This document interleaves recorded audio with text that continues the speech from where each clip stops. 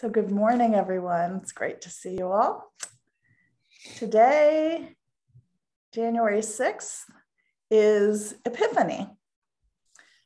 In the Eastern Christian Church, January 6th is the celebration of the Nativity, or a theophany, the revelation of God incarnate as Jesus Christ. In the Western Christian Church, which we are a part of, we celebrate the Nativity on December 25th.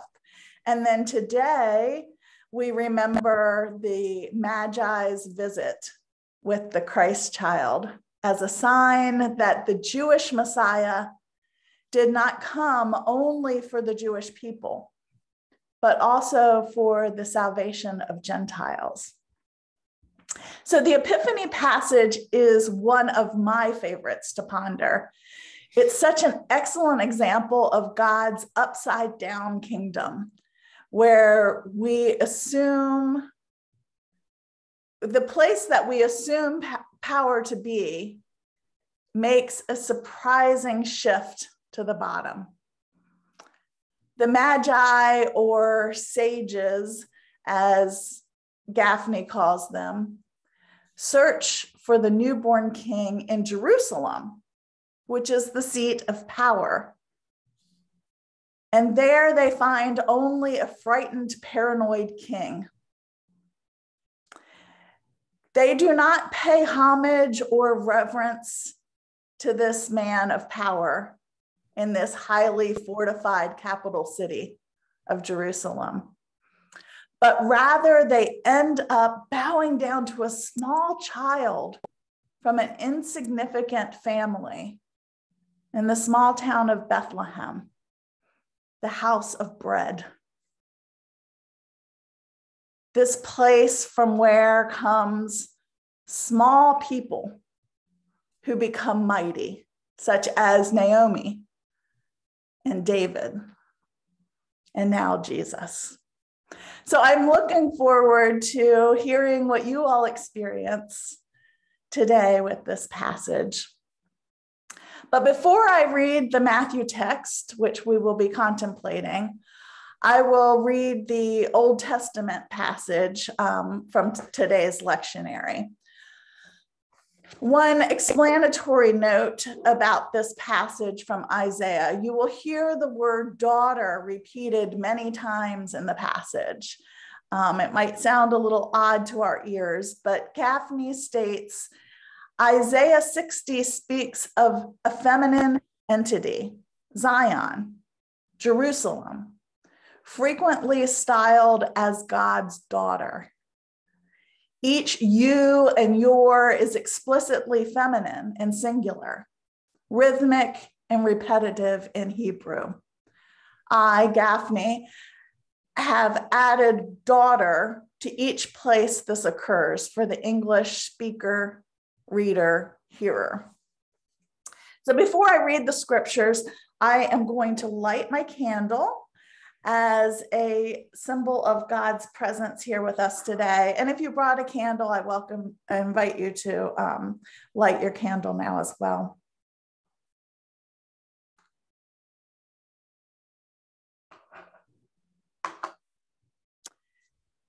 And I will pray for our Advent to Epiphany graces. A deeply felt knowledge of God's dream for the world, awe and wonder at the mystery of the incarnation. Isaiah 60, 1 through 6, and verse 11.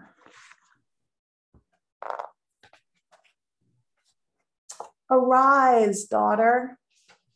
Shine, daughter, for your light has come, daughter.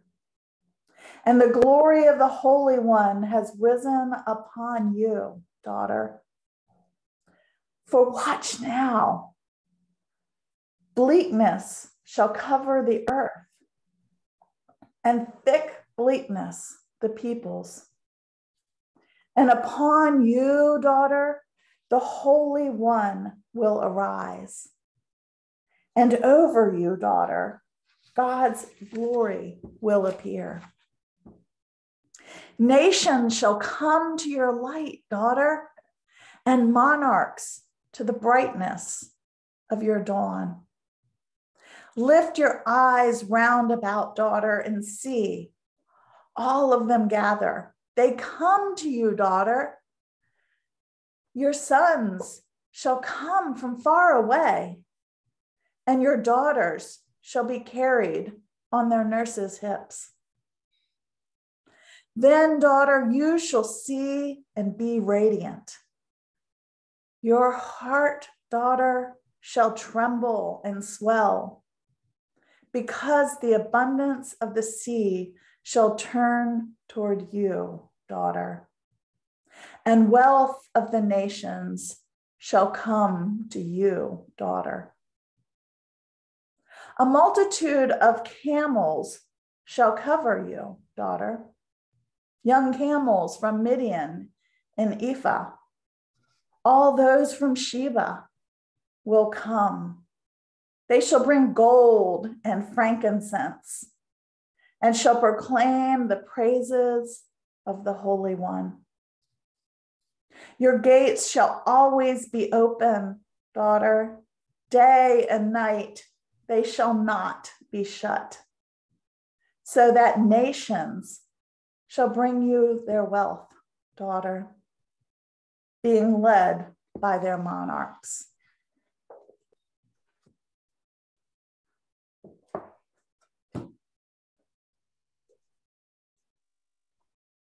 The passage we will be contemplating today is Matthew 2, 1-12. Now Jesus was born in Bethlehem of Judea in the days of King Herod. Suddenly, sages from the east came to Jerusalem asking, "Where is the one born King of the Judeans?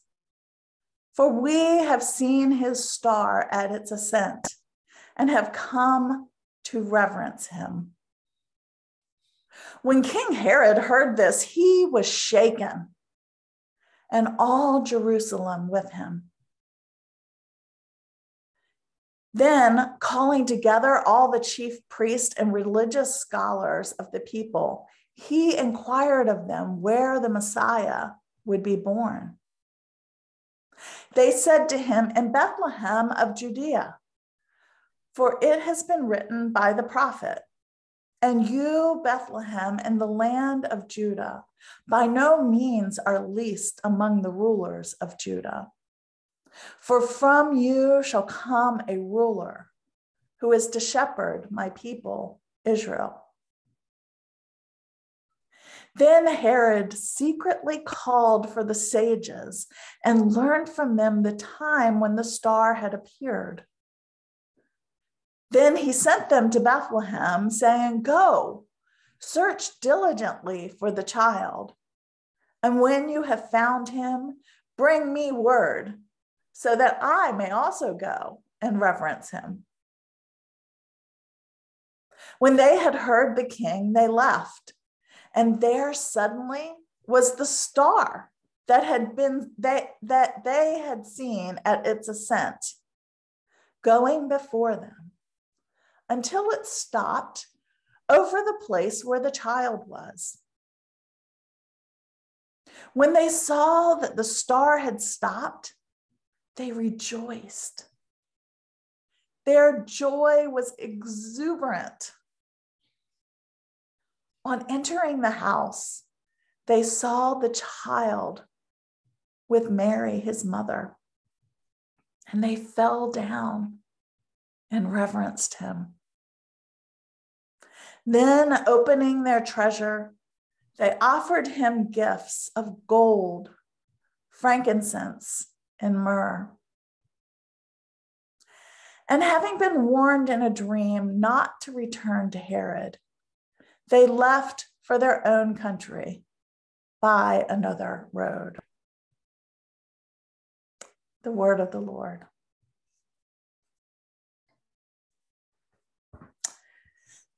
So before I guide you through this passage with questions and pauses, let us take a couple of centering breaths, breathing in God's Spirit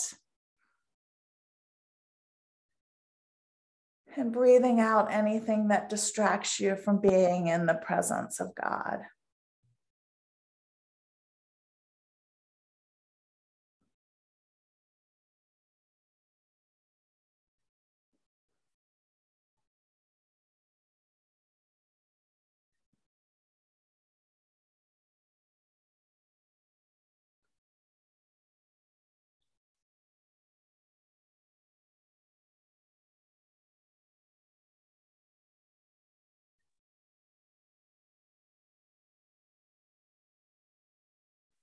And I pray again for today's graces, a deeply felt knowledge of God's dream for the world, awe and wonder at the mystery of the incarnation. I invite you to enter the story. Now, Jesus was born in Bethlehem of Judea in the days of King Herod. Imagine what the town of Bethlehem was like in the days of King Herod.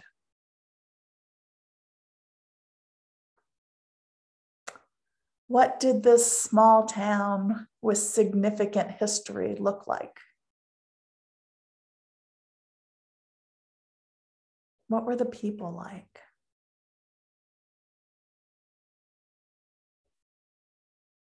What did they think about King Herod? Perhaps many of them have found work on one of Herod's colossal building projects. And so they would well know him and his ways.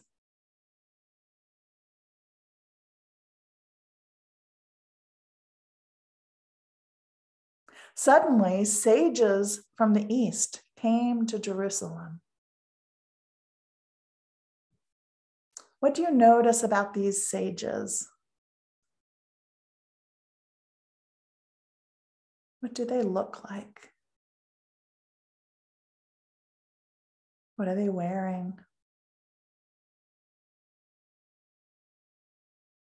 How many of them are in this group? Are there women in the group? Children?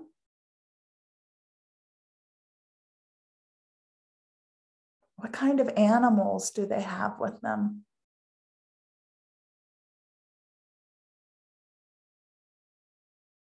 How do they move?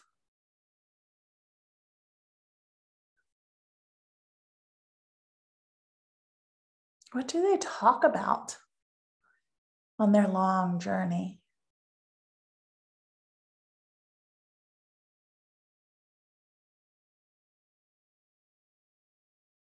What compels them to take this trek to find a foreign king?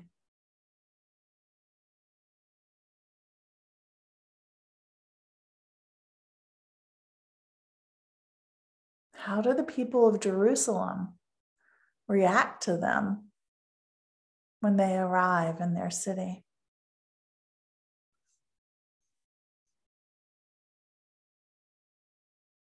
The sages ask, "Where is the one born king of the Judeans? For we have seen his star in its ascent and have come to reverence him." How do the people of Jerusalem react to this question? Are they surprised?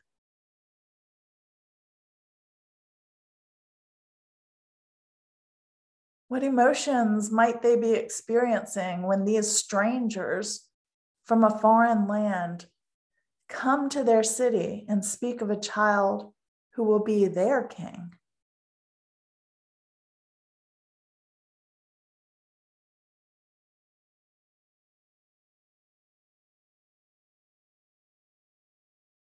What emotions are the traveling sages experiencing? Excitement, anticipation, exhaustion from their long journey. Take a moment to consider the pain in their feet, their backs, their joints.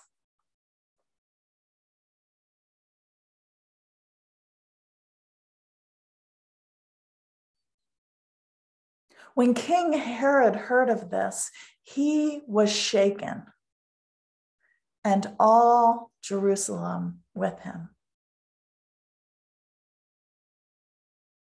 What expression does King Herod have on his face? Is he sitting down on a throne or perhaps pacing around?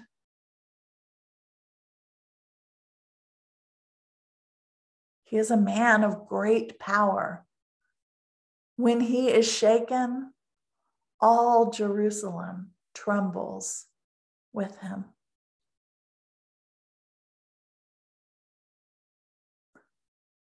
Take a moment to consider the power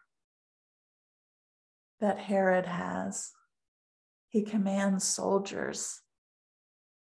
He has the political power to end your life on a whim.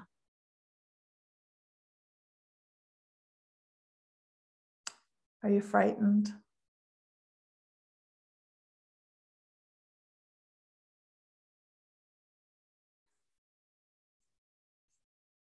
Then calling together all the chief priests and religious scholars of the people, Herod inquired of them where the Messiah would be born. What does the room look like where this gathering occurs? Is this a large group of people? What are they wearing? What expressions do they have on their faces?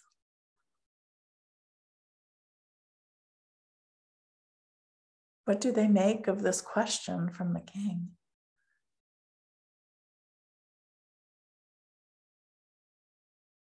They said to him, "In Bethlehem of Judea, for it has been written by the prophet, and you, Bethlehem, in the land of Judah, by no means are least among the rulers of Judah. For from you shall come a ruler who is to shepherd my people, Israel."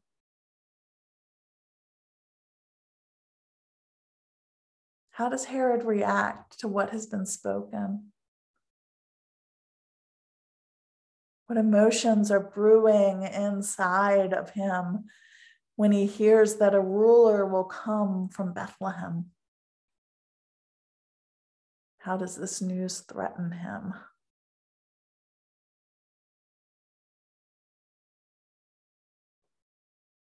What emotions are brewing inside the chief priests and scribes?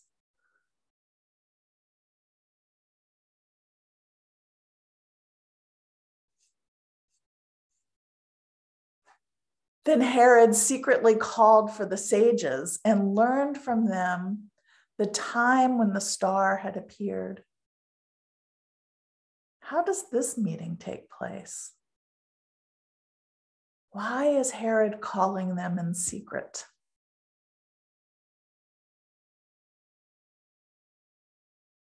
How do the sages feel about meeting this king? Do they find it odd that this is a secret meeting?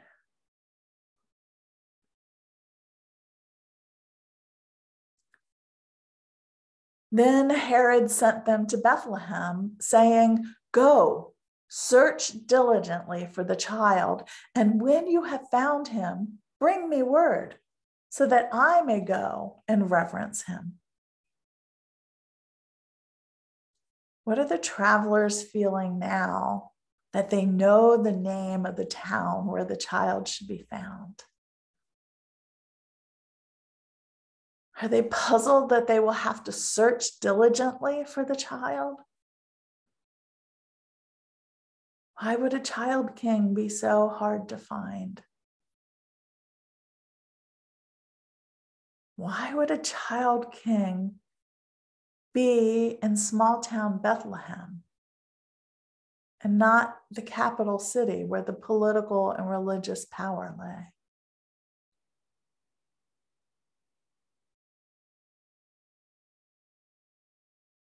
How do you react to Herod's request to bring him word of the child's location? Do you trust him? Why would a king pay homage to a child who is not in his own family line? What do you think is going through Herod's mind right now?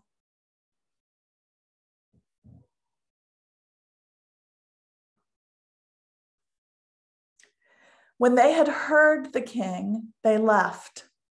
And there suddenly was the star that they had seen at its ascent, going before them until it stopped over the place where the child was.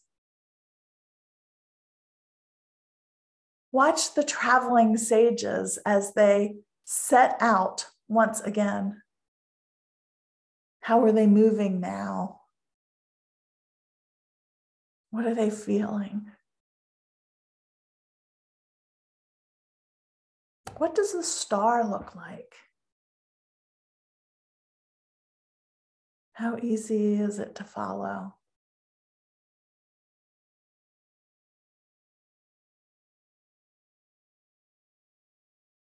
When they saw that the star had stopped, they rejoiced. Their joy was exuberant. What does their rejoicing sound like? What language are they using?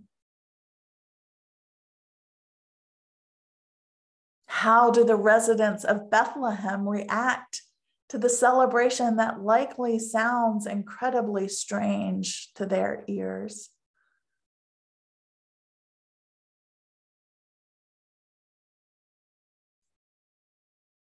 On entering the house, the travelers saw the child with Mary, his mother, and they fell down and reverenced him.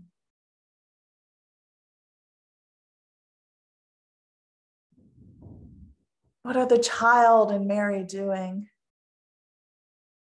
How do they react to these Gentile, foreign people kneeling down in front of them?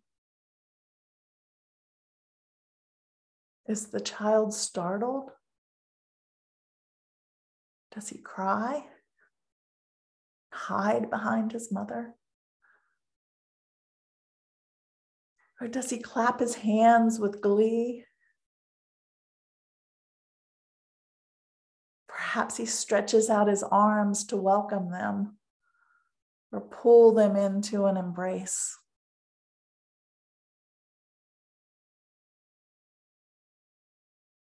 What is going on inside the sages as they gaze on the face of Jesus?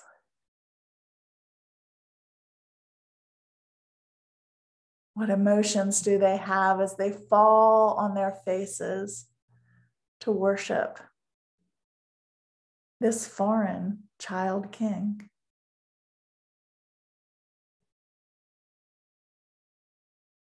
How does this interaction move them?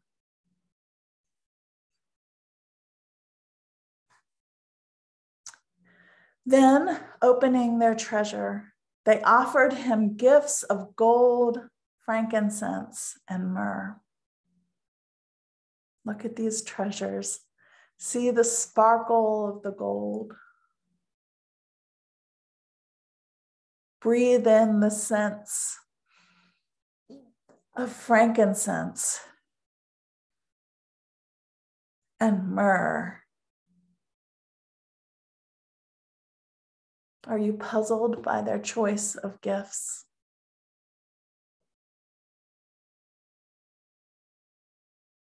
How does the child react to these gifts?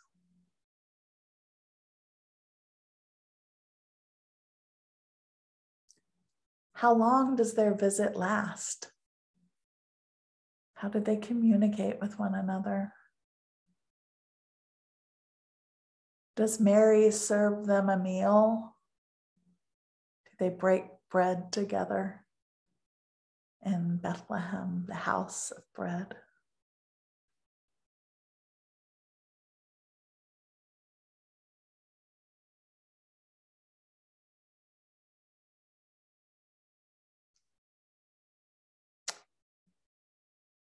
What do you think the sages will do when it's time to leave? What will happen if they return to Herod and tell him about the child king?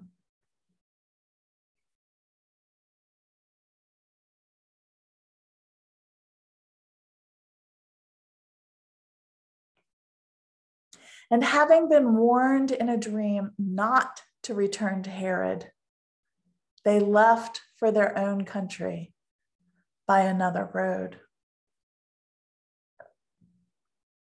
Are you surprised that these Gentiles received this dream warning?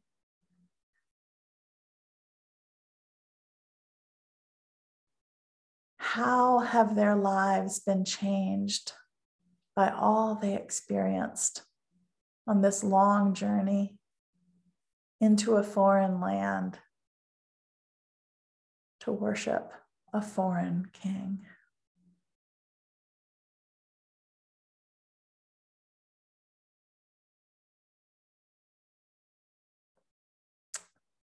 I invite you to spend the next 10 minutes in a colloquy with the divine.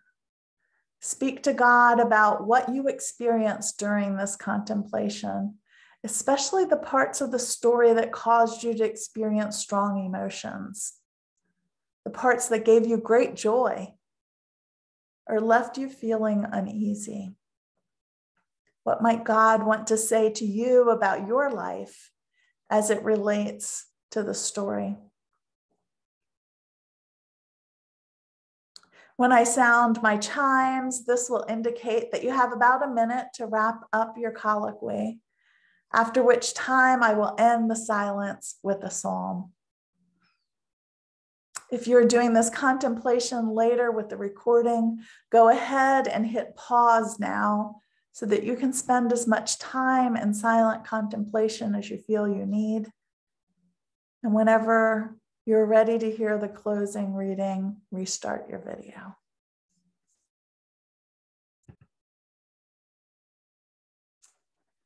I will close our time of silence with Psalm 67.